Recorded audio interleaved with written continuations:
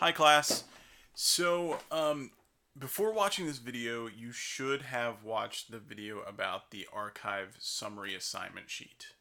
If you have not watched that video and you've started with this video first, I recommend that you stop watching this video and go back and watch the other video first, and then come back to the archive video, in which we explain to you what an archive is. I want you to know the assignment, and then you'll learn the archive. So, if you have already watched that video, then okay, great. So let's talk a little bit about what digital archives are.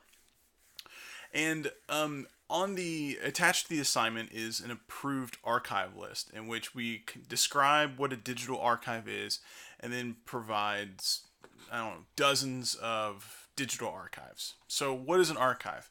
For the purposes of 1213 curriculum, we define digital archives as, quote, any digital resource that collects and makes accessible materials for the purposes of research, knowledge building, or memory making. In addition, the digital archives we prefer for this assignment are multimodal.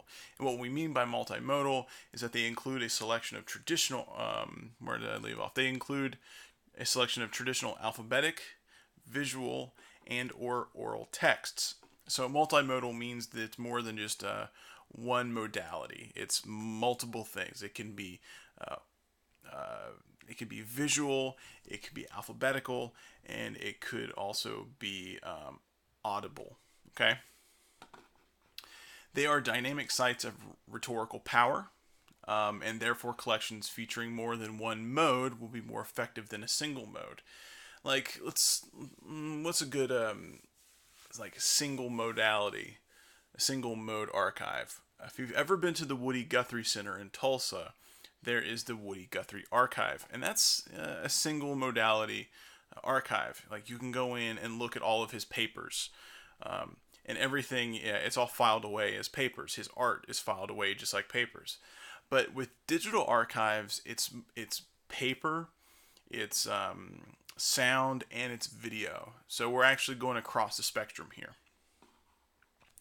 And we'll see that actually when we go through and look at some of the archives that you'll have at your disposal. So here is a list of all the archives.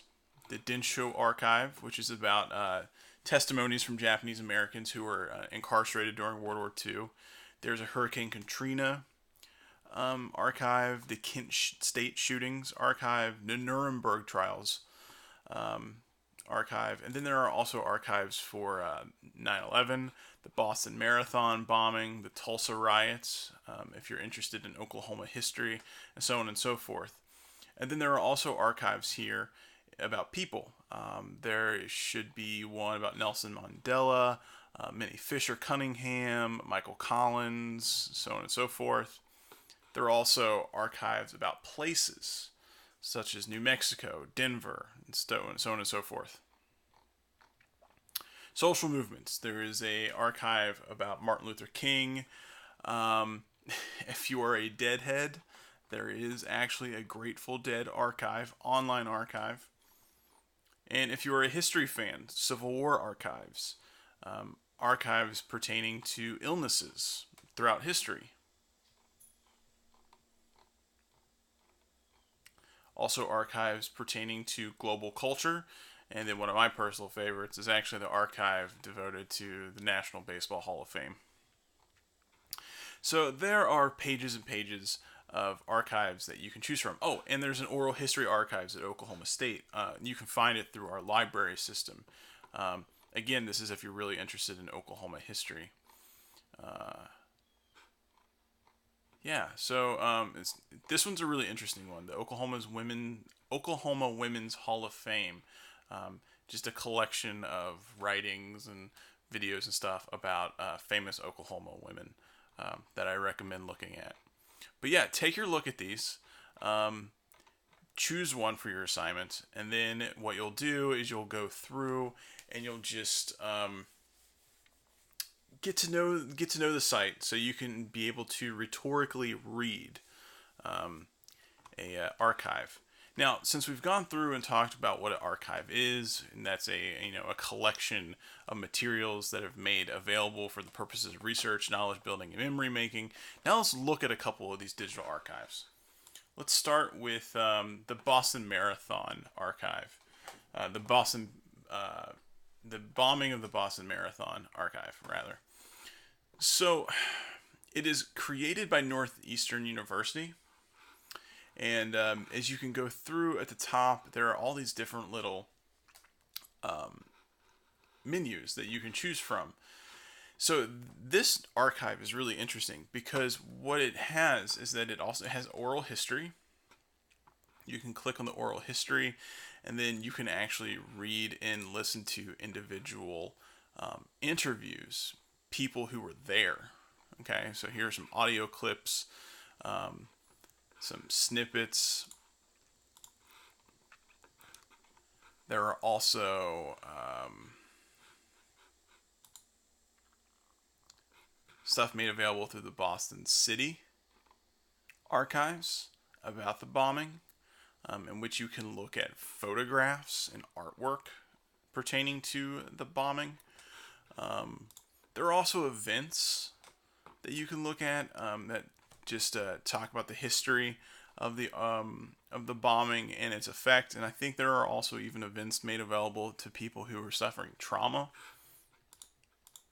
There's also just news pertaining to the history of the bombing and how you can stay informed. Okay, so this is a site in which provides many different aspects of the bombing, pictures, audio, and text, in which you can learn more about the bombing that took place at the Boston Marathon in 2013. Now, whenever you start this project, you have to start answering some questions. I think we talked about this in the assignment sheet.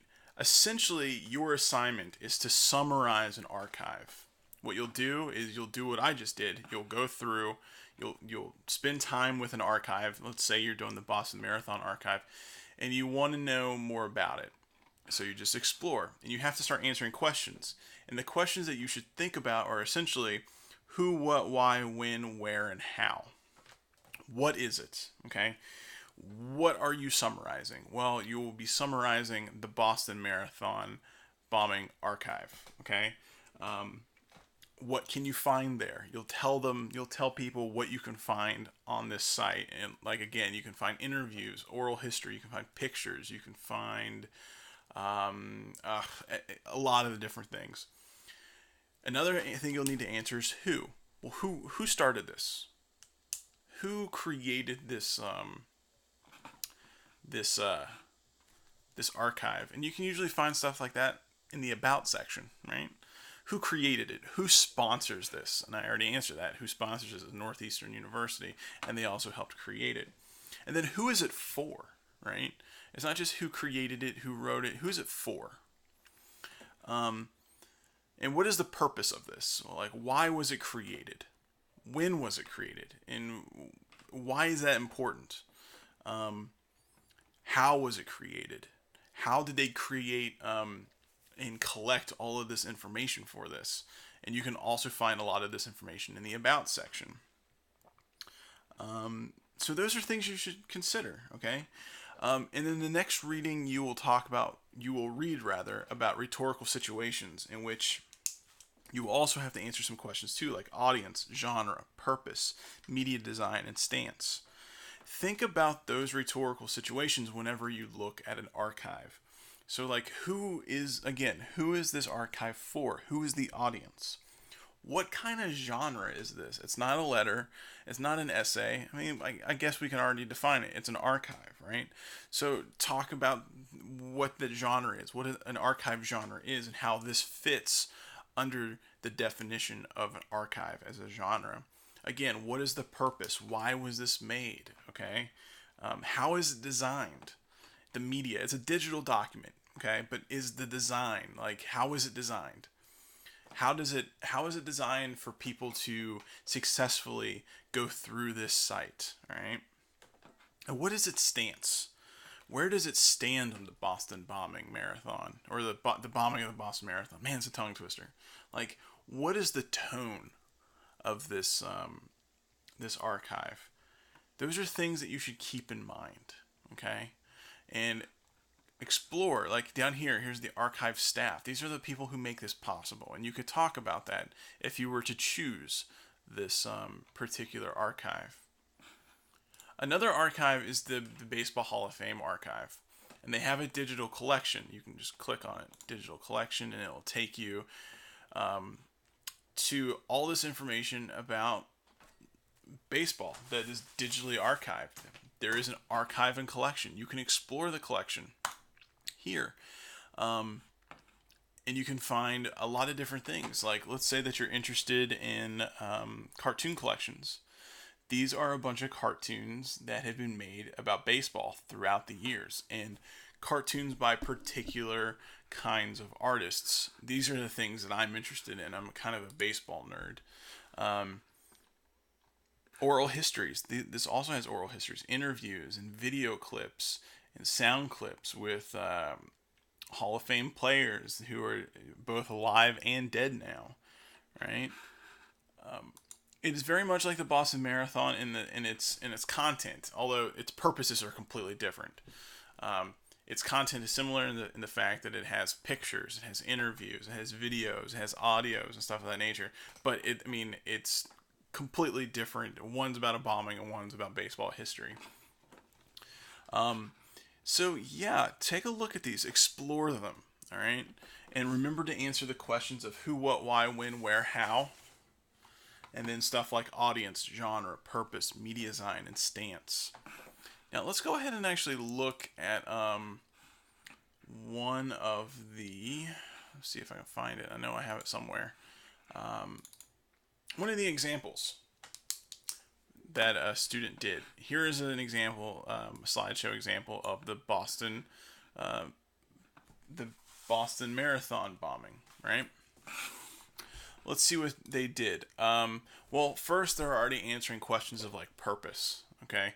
They're telling you what this archive is about, all right? They're letting you know that it is created to share stories from survivors, family members, witnesses, visitors of the city, and everyone else around the world that have been touched by this tragedy in hopes to heal the process. So it's the archive is about healing. It's about informing as well, okay? And then it also talks about how the materials are arranged. How is it accessible to people? And that's something you should talk about. Like, this is how you can find this information. It's arranged in this manner. Method of collecting is important. When I say, what is going on here? Method of collecting materials is essentially answering the question of like, how do they get this information? So the marathon has thousands of items in its archives, while more content is being added daily. It includes stuff from 6 different continents, 20 countries, right? Most of it is public submission, but there is a collection team. So they encourage people to send stuff in, but then they also have people go out and search for stuff. So that's something you have to think about. How does this archive create its knowledge? Is it through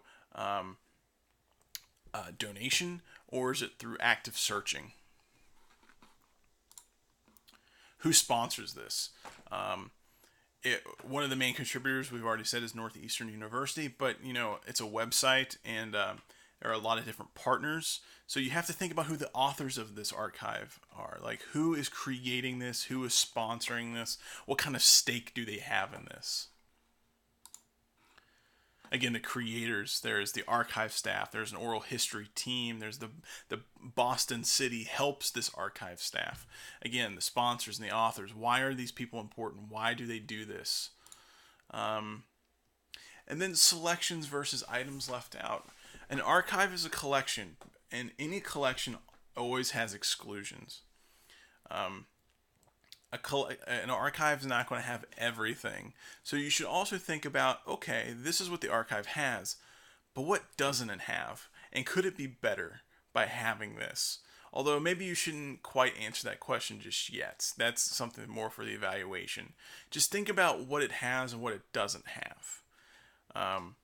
Because this is important. Again, collections are about having things in them, but also excluding them. And why do they exclude certain things? Like, here's a good example. They talk about what is selected. Yeah, they have all these oral histories, these oral projects, but it purposely excludes gory and bloody images. And this is probably for trauma reasons. Yes, it was a gory incident, but they don't include that in the archive because they want it to be more positive as opposed to negative. Okay? And then there are featured collections, like sub-collections within a wider collection. Like the Oral History Project is technically its own archive within a bigger archive.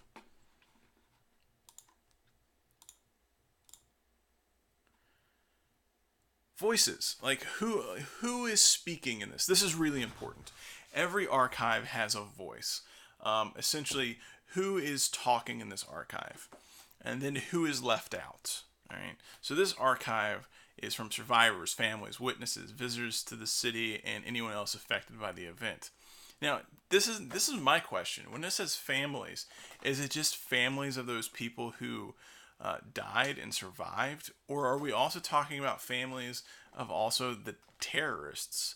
Like, this is something to think about. Like, are the voices also including the family members of the two brothers that did this? I'm not sure. I don't know. But it's something to think about. Whose voices are included and whose voices are excluded? That is definitely something you should think about. Okay, that didn't process very well. But that is what I want you to think about, to consider for this project. Check out those archives. Ask yourself the questions of who, what, why, when, where, how. And then also start to think about the rhetorical situation, something that you're going to be reading about in the coming days. Stuff like audience, genre, purpose, media design, and stance. So your first assignment is you're going to do a summary of an archive. You're going to pick an archive, you're going to explore that archive, and you're going to summarize that archive to a reader, to myself. You're going to tell me what the archive is, what its purpose is, who the author is, who is it for, why was it made, where can we find it, when was it made, and how is it made. Okay? All right. If you have any questions, let me know. I know this could be tough at first. This is an assignment you have never really done in the past, but I have faith in you. Just let me know if you need my help. Thanks, guys.